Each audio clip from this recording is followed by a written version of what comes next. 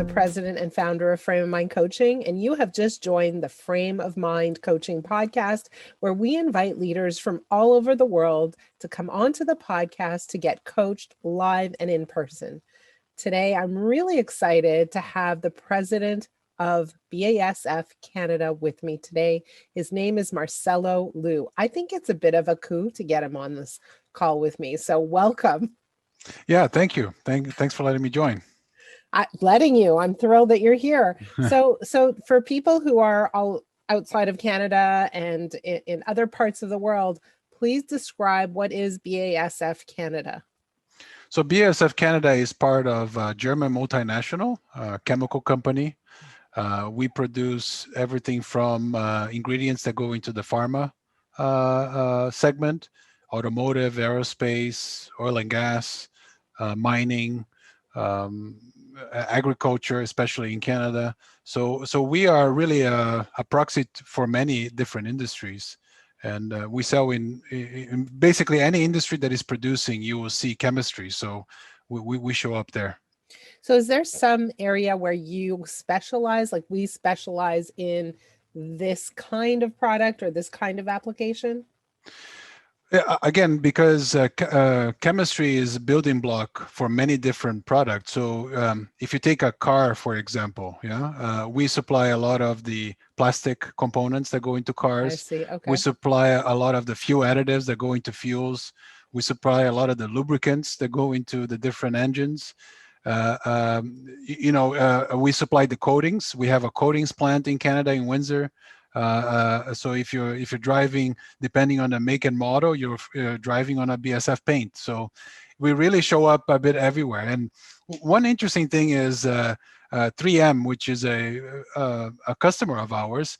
They always say that you're never more than 10 feet away from a 3M product, like the Post-it notes. Yeah. And because we are a supplier to 3M, I always say you're never further away than 5 feet away from a BASF material, because we supply a lot of their ingredients. So it's one of those companies that you never really hear about, but we are everywhere.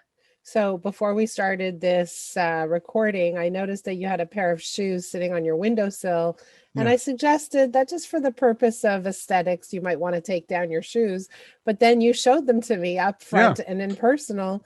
And you said, but wait a minute, this is a product of ours. So I thought maybe we could show.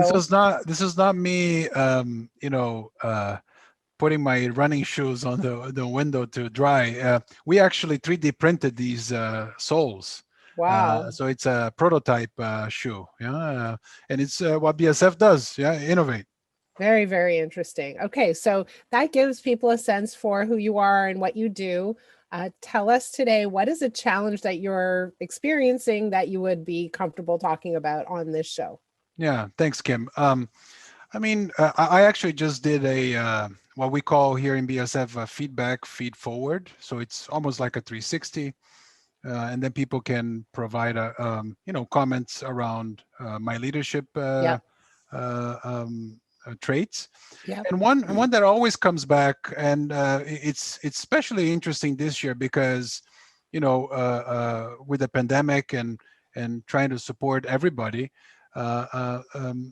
I always get torn between two sides. So I tried as much as possible, even though I am a hands-on person, to give a lot of space to colleagues to make the decisions on their own, to really allow some, productive discussion to happen before I come in and maybe give my opinion. But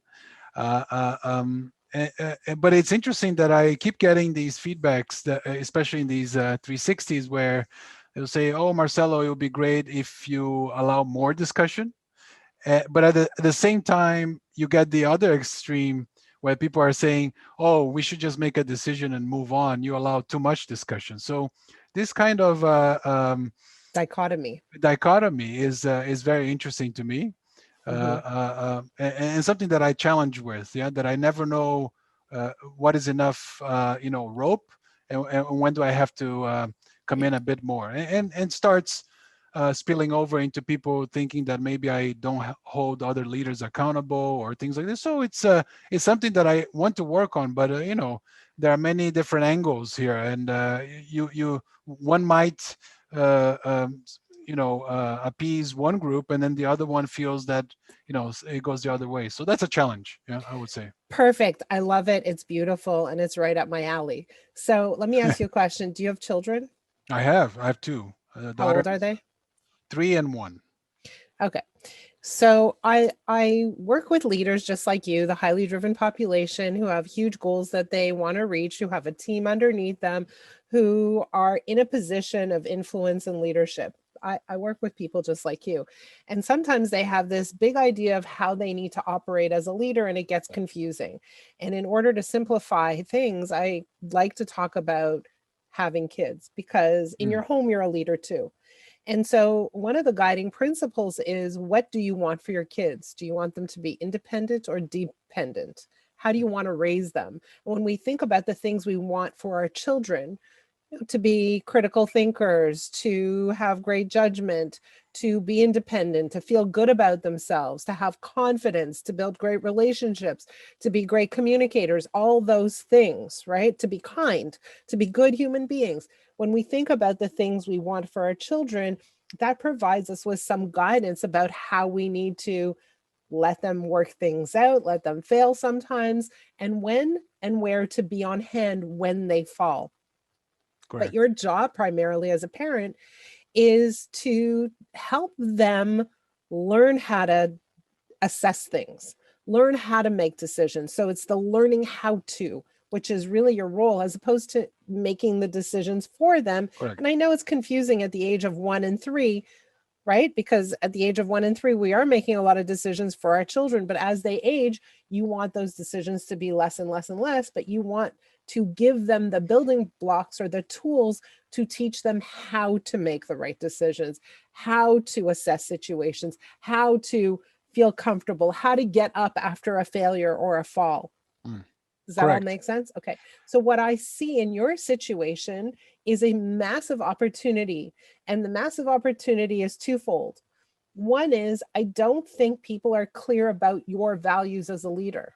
Hmm. If they were clear, then they would understand why you do what you do, how you do it. Yeah. No, this is a good challenge because one of the other feedbacks is that maybe I have a lot of ideas, but I don't explain them well enough that you get people to buy in to the Mm-hmm, idea before we act on it. mm-hmm, And I mean, you going through this, it reminded me of a couple of things. So when people ask me what is your job description, I usually gravitate now to say I'm a facilitator and a cheerleader. Just between the two. And then people get surprised because in my position maybe I should be doing more decisions, and I actually say no. I mean, I mean there's other people that are much deeper into the detail. They know what needs to be done, so I need to be there to facilitate and to cheerlead. And the facilitation is, if there is a roadblock, I should be the one to help take out roadblocks so that they could move there. Uh, um, and one of the things, the visuals that I remember a bit is somebody asked me to make a presentation on leadership once, and I was searching the net and I found this great image of a herd of horses. Yeah, not to say that people are horses, but the imagery I think was very interesting because immediately when I saw that, I thought of, oh, this is a little bit where I think uh, what I should be doing. So, in essence, when you go and you herd horses, you're not telling them to go in a straight line because it's everybody moving, but you at least want to provide direction. And if one or the other strays, you want to be able to bring them back to be part of the group still. And that's a little bit where, again, facilitating and cheerleading, that's where I try to be, even though obviously I'm not perfect because I still get these feedbacks, but that's at least what I'm striving to do more. So I'm going to use another term instead of facilitating and cheerleading. I'm going to use the term coaching. And Yeah, that's really, good. really, really what you are describing. Is your job is to coach and make sure that people are all heading toward the common goal, and perhaps toward their individual goals too. And when they get stuck, your job is to help them see past that moment of being stuck. So there are two things, again, going back. Number one is help them understand your values. And what I mean by values is help them understand your vision of leadership, and more specifically, your vision of how you see the team moving forward. So when you express, hey, my job is to help you be your best selves, it's not to make decisions for you, it's not to step in with all of my ideas, it's to contribute sometimes, but here's my job, here's my role. Then they understand why you play it out the way you do in meetings, why you let a certain amount of discussion and then cut it off. And so they see why you're doing what you're doing and where you're coming from.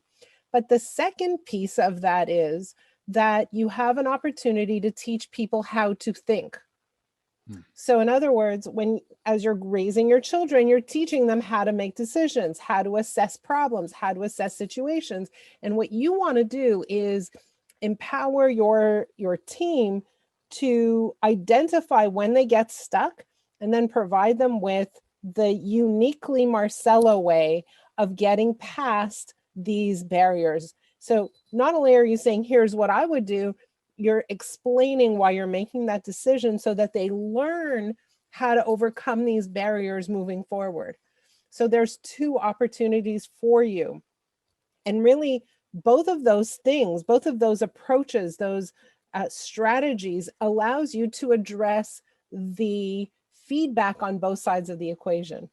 Yeah, and I think you hit on another interesting point where I see more and more, at least for me, the need to communicate more. So communication, it becomes vital here as people are leading other people, is that leadership presence, but it's presence via communicating. And the more, at least in my experience, the more people feel that they are being communicated, the feeling that they are being included in the discussion, the more natural buy-in one will get into activity. So, and because there is maybe a lot of things happening at the same time, I sometimes fail on communicating one or the other thing, and then maybe that's where colleagues may see, that I'm not allowing enough discussion or allowing too much discussion.